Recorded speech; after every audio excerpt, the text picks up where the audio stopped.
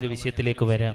കുറച്ച് ദിവസങ്ങൾക്ക് മുമ്പ് എൻ്റെ സുഹൃത്ത് പങ്കുവെച്ച ഒരു ചരിത്രമാണ് എൻ്റെ മുഅ്മിനീങ്ങളെ. ഈ നൂറെ ഹബീബിന്റെ ആത്മീയ സദസ് സലാത്തുൽ ഫാത്തിഹിന്റെ മജ്ലിസ് അത്ഭുതങ്ങളാണ് എന്നുള്ളതിന് വലിയൊരു ഉദാഹരണമാണ്. കുറച്ച് ദിവസങ്ങൾക്ക് മുമ്പ് എൻ്റെ നാട്ടിൽ നടന്ന ഒരു സംഭവം ഞാൻ നിങ്ങളുമായി പങ്കുവെക്കുകയാണ്. എൻ്റെ ഒരു സുഹൃത്ത്, പ്രിയപ്പെട്ട ഭാര്യയും ഈ നൂറെ ഹബീബിന്റെ ആത്മീയ സദസ് മുടങ്ങാതെ കാണുന്നവരാണ്. എന്നാൽ ഈ സഹോദരിയുടെ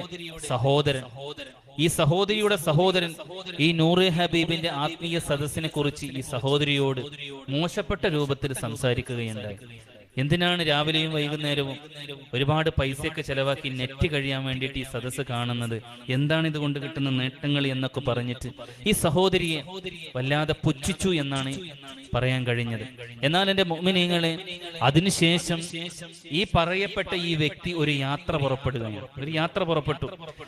പുറപ്പെട്ടു എന്ന് മാത്രമല്ല, ഒരു ടൗണിൽ തന്റെ വാഹനം പാർക്ക് ചെയ്ത് ലോക്ക് ചെയ്തിട്ട് തന്റെ കുടുംബത്തിന് വസ്ത്രങ്ങളും മറ്റൊക്കെ വാങ്ങാൻ വേണ്ടിയിട്ട് ഒരു തുണിക്കടയിൽ കയറിയിട്ട് തിരിച്ചു വന്നിട്ട് കാറ് ലോക്ക് തുറക്കാൻ വേണ്ടി ശ്രമിക്കുന്ന സമയത്ത്, കാർ ഓൺ ചെയ്യാൻ വേണ്ടി ശ്രമിക്കുന്ന സമയത്ത് ഈ ചെറുപ്പക്കാരന്റെ കയ്യിൽ ചാവി ഉണ്ടായിരുന്നില്ല. ചാവി നഷ്ടപ്പെട്ടു പോയിട്ടുണ്ട്.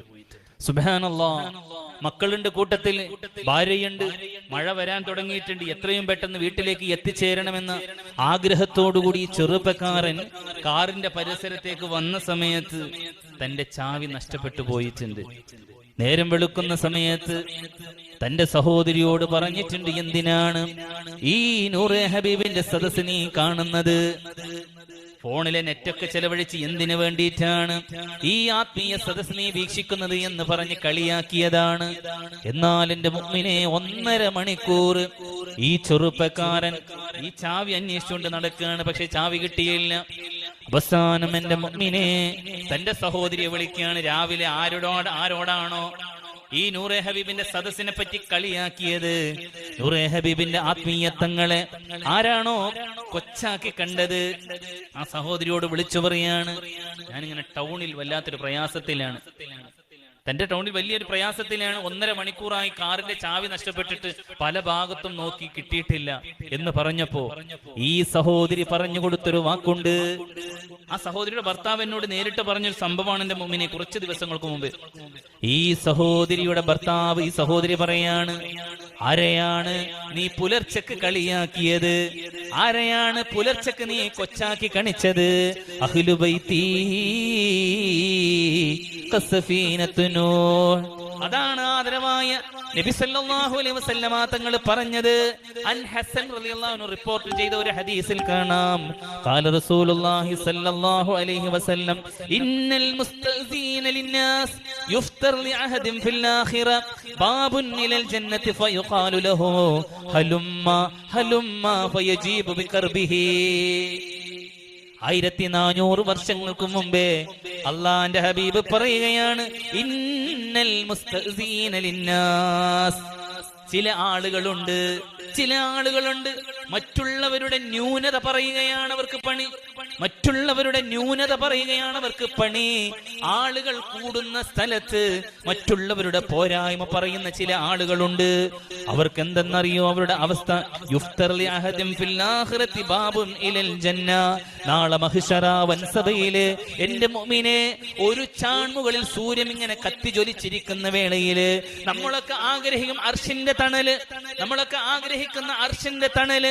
ആ സമയത്ത് ഫയുഖാലു ലഹു, സ്വർഗത്തിന് 8 വാതിലുണ്ട് എന്റെ മുഅ്മിനെ. ആ 8 വാതിൽ നിന്ന് ഒരു വാതിൽ അങ്ങോട്ട് തുറക്കുകയാണ്. എന്നിട്ട് ആ വാതിലിന്റെ ഉള്ളിൽ നിന്ന് അതാ ഒരു അശരീരി കേൾക്കുകയാണ്, ദുനിയാവിൽ ആരെയാണോ നീ കളിയാക്കിയത്, ദുനിയാവിൽ ആരെയാണോ നീ പോരായ്മ ചെയ്ത് ചൂണ്ടിക്കാണിച്ചിട്ട് മറ്റുള്ളവരെ കുറ്റം പറഞ്ഞത് എങ്കില് ഈ സ്വർഗത്തിന്റെ വാതിലിൽ നിന്ന് ഒരു അശരീരി കേൾക്കുമെത്രേ, ഹലുമ്മ ഇങ്ങോട്ട് വാ, എന്നിട്ട് സ്വർഗത്തിലേക്ക് പ്രവേശിച്ചോ എന്ന് പറയും. ഈ മനുഷ്യൻ ആവേശത്തോടെ ആർത്തിയോടുകൂടി ആ സ്വർഗത്തിന്റെ വാതിലിലൂടെ സ്വർഗത്തിലേക്ക് കടക്കാൻ നിൽക്കുന്ന വേളയില് ആ വാതിൽ കൊട്ടിയടക്കുകയാണ്. ആ വാതിൽ കൊട്ടിയടക്കപ്പെടും. സുബ്ഹാനല്ലാഹ്. ഈ മനുഷ്യൻ വേവലാതിപ്പെടുകയാണ്, ഈ മനുഷ്യൻ ബേജാറാവുകയാണ്. ഈ സമയത്ത് 8 വാതിൽ നിന്ന് മറ്റൊരു വാതിൽ തുറക്കുകയാണ്. എന്നിട്ട് ആ വാതിലിന്റെ പരിസരത്തിൽ നിന്ന് അതാ ഈ ചെറുപ്പക്കാരനെ വിളിക്കും, ഹലുമ്മ ഹലുമ്മ, ഇങ്ങോട്ട് വാ, ഇതിലൂടെ പ്രവേശിച്ചോ. സുബ്ഹാനല്ലാഹ്. ഈ ചെറുപ്പക്കാരൻ വീണ്ടും ആ മറ്റേ വാതിലൂടെ സ്വർഗത്തിലേക്ക് കടക്കാൻ വേണ്ടി നിൽക്കുന്ന വേളയില് ആ സ്വർഗത്തിന്റെ വാതിലും കൊട്ടി അടക്കുകയാണ് എന്റെ മുഅ്മിനെ. സുമ്മ യഫ്തഹു ലഹു ബാബുൻ ഫഇദാ ജാഉ ഉഖതബ്. എന്റെ മുഅ്മിനെ, അങ്ങനെ 8 വാതിലും മാറി മാറി തുടക്കുന്നു, അറക്കുന്നു, തുറക്കും, അടക്കും. ഹലുമ്മ ഹലും, അങ്ങോട്ട് വാ, ഇങ്ങോട്ട് വാ എന്ന് പറയും. ആരാണ് ആ ചെറുപ്പക്കാരനെന്നറിയോ? ദുനിയാവിൽ മറ്റൊരാളുടെ ന്യൂനത മറ്റുള്ളവരോട് ഫോർവേഡ് ചെയ്തവരാണ്. ഈ നൂറേ ഹബീബിന്റെ ആത്മീയ സദസ്സിനെ കളിയാക്കുന്നവർ സൂക്ഷിച്ചോ എന്റെ മുഅ്മിനെ. ഈ ചെറുപ്പക്കാരൻ പറയാണ്, തന്റെ അളിയന് 1.5 മണിക്കൂർ കഴിഞ്ഞിട്ട് ചാവി കിട്ടാത്തതിന്റെ വിഷമത്തില് മെയിൻ ടൗണിൽ ബേജാറായി നിൽക്കുമ്പോ സഹോദരി വിളിച്ചു പറയാണ്, ചാവി നഷ്ടപ്പെട്ടു പോയിട്ടുണ്ട്. അപ്പൊ ഈ സഹോദരി പറഞ്ഞൊരു വാക്കുണ്ട്, നീ ആരെയാണ് കുറ്റം പറഞ്ഞത്? നീ ആരെയാണ് നിസ്സാരവൽക്കരിച്ചത്? നീ ആരെയാണ് കളിയാക്കിയത്? അത്ഭുതങ്ങളുടെ കലവറയായ നൂറേ ഹബീബിന്റെ ആത്മീയ സദസ്സിനെ നീ കളിയാക്കിയിട്ടുണ്ടെങ്കില് ഇതല്ല ഇതിന്റെ അപ്പുറം നിനക്ക് വരും. ആ ചെറുപ്പക്കാരനോട് പറഞ്ഞു കൊടുക്കാത്രേ, ഇതല്ല ഇതിന്റെ അപ്പുറം നിനക്ക് വരുന്നു. സുബ്ഹാനല്ലാഹ്. അവസാനം ആ ചെറുപ്പക്കാരൻ പറഞ്ഞു അത്രേ, സഹോദരി ഇനി ഞാൻ എന്താ ചെയ്യാ, ഇനി ഞാൻ എന്താ ചെയ്യാ? ഈ സഹോദരി പറഞ്ഞു അത്രേ, 11 സ്വലാത്തുൽ ഫാത്തിഹ നീ അവിടെ നിന്ന് ചൊല്ലേ. 11 സ്വലാത്തുൽ ഫാത്തിഹ നീ നിന്റെ വാഹനത്തിന് പരിസരത്ത് നിന്ന് ചൊല്ലിക്കോന്ന് പറഞ്ഞപ്പോ സുബ്ഹാനല്ലാഹ്, ഈ ചെറുപ്പക്കാരൻ തൗബ ചെയ്ത് മടങ്ങാണ്. പടച്ചോനെ, അഹ്ലു ബൈത്തിനെ ഞാൻ കളിയാക്കിയിട്ടുണ്ട്, സ്വലാത്തുൽ ഫാത്തിഹിന്റെ മജ്ലിസിനെ ഞാൻ നിസാരവൽക്കരിച്ചിട്ടുണ്ടെന്ന് പറഞ്ഞിട്ട് 11 സ്വലാത്തുൽ ഫാത്തിഹ ചൊല്ലിയപ്പോ എന്റെ മുഅ്മിനെ അത്ഭുതം സംഭവിച്ചു, അത്ഭുതം സംഭവിച്ചു. താൻ തന്റെ മക്കൾക്ക് വേണ്ടി ഡ്രസ്സ് എടുക്കാൻ വേണ്ടി തുണിക്കടയിലേക്ക് പോയപ്പോ തന്റെ മക്കളുടെ ഡ്രസ്സ് ഇങ്ങനെ നോക്കുന്നതിനിടയിൽ ആ ചാവി ഈ തുണിയുടെ അടിയിൽ വെച്ചിട്ട് തുണിയൊക്കെ അതിന്റെ മുകളിൽ ഇട്ടിക്കാണ്. ഈ കടക്കാരൻ തുണിയൊക്കെ റെഡിയാക്കിയിട്ട് ആ റാക്കിലേക്ക് വെച്ച സമയത്ത് ഈ ചാവി കണ്ട് ഈ ചാവി എടുത്തു വെച്ചു. 11 സ്വലാത്തുൽ ഫാത്തിഹ ചൊല്ലിയിട്ട് ഈ ചെറുപ്പക്കാരൻ വീണ്ടും ഈ തുണിക്കടയിലേക്ക് പോയി 1/2 മണിക്കൂർ തെരഞ്ഞിട്ട് കിട്ടിയിട്ടില്ല. പക്ഷേ വീണ്ടും ഈ 11 സ്വലാത്തുൽ ഫാത്തിഹ ചൊല്ലിയിട്ട് ഈ തുണിക്കടയിലേക്ക് വീണ്ടും ചെന്ന സമയത്ത് ക്യാഷിൽ നിന്ന് ആ കാഷ്യർ ഈ ചാവി എടുത്തു കൊടുത്തു. സുബ്ഹാനല്ലാഹ്. ആ ചെറുപ്പക്കാരൻ പറയാണ്, 1.5 മണിക്കൂർ ടൗണിലിരുന്നിട്ട് ഞാൻ വയർത്തൂന്ന്. നോക്കണം ഇങ്ങനെ എന്റെ മുഅ്മിനെ.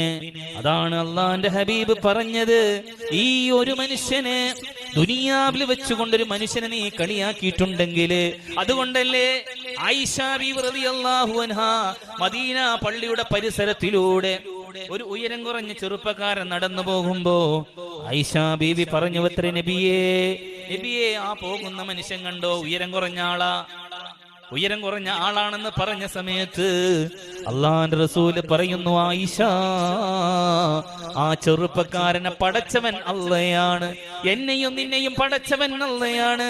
ഈ ഭൂമി ലോകത്തേക്ക് ആദം നബി മുതല് അവസാനം സൂറെന്ന കാഹളത്തിൽ ഊതുന്നത് വരെ ഏതൊക്കെ മനുഷ്യൻ ജനിക്കുന്നുവോ പല പല രൂപത്തിലാണ് ആയിഷ പടക്കുന്നത്. അതുകൊണ്ട് അവരെ പറ്റി നിങ്ങൾ കുറ്റം പറയല്ലേ, അവരെ നിങ്ങൾ നിസ്സാരവൽക്കരിക്കല്ലേ. ആ മനുഷ്യന് പൊരുത്തമില്ലെങ്കിൽ, ആ മനുഷ്യൻ ഉയരം കുറഞ്ഞവനാണെന്ന് നീ മനസ്സുകൊണ്ട് ചിന്തിച്ചിട്ടുണ്ടെങ്കിൽ അത് വല്ലാത്ത തെറ്റാണ് ആയിഷ എന്ന് ലോകത്തിന്റെ നായകനെ സയ്യിദുനാ മുഹമ്മദ് മുസ്തഫ